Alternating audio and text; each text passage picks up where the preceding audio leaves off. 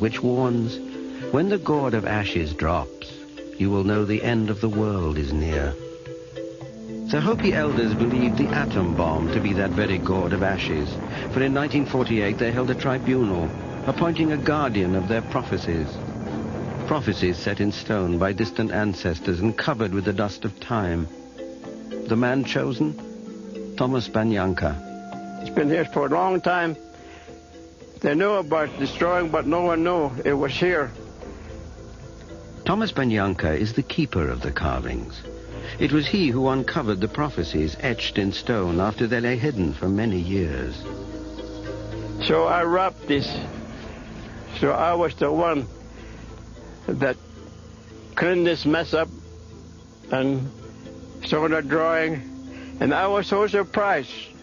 Thomas Banyanka is one of several Hopi elders who is entrusted with the pre-Columbian prophecy that has a series of final warnings to be told to the world before what is called the Great Purification by Fire.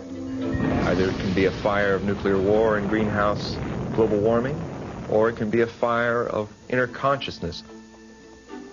In the Four Corners region of Arizona, the ancient Hopi prophecy rock looms, chronicling the destiny of mankind in Hopi hieroglyphics, leading towards what some fear is inevitable extinction.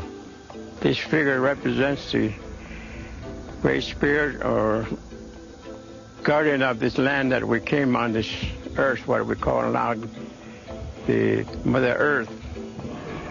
In the first figure carved by the Hopi ancients, the Great Spirit or Creator meets man.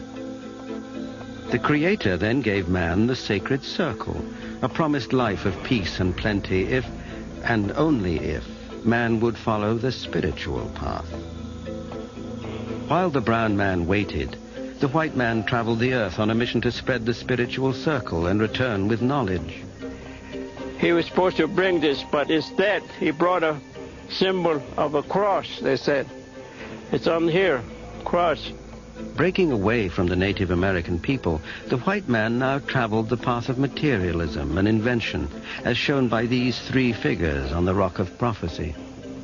I always say that first figure represents first invention like wagon pulled by animals.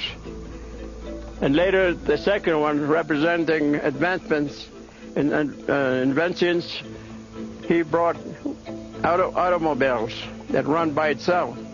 Then the third one represents also advancements in inventions, scientific things, and now they have rode up in the sky.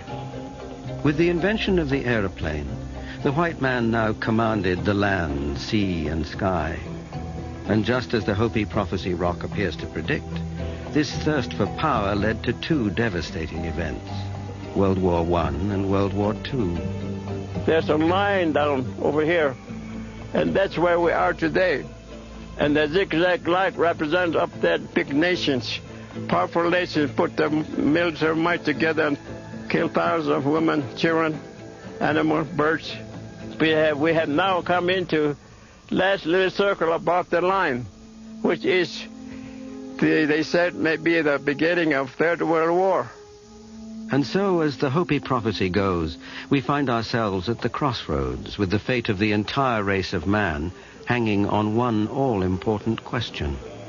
Do we return to the sacred circle and a life of harmony and abundance? Or do we take the jagged road, leading us further and further from the spiritual path? If that happens, according to Hopi prophecy, the purification by fire will immediately commence. These chilling words place us precariously close to the edge. Will civilization end in a holocaust of flame? They're not going to save the world. They're not going to bring peace and justice. They're going to destroy the world. That's what old people say. So it'll just end with gold full of ashes. The whole world, all living things will be destroyed.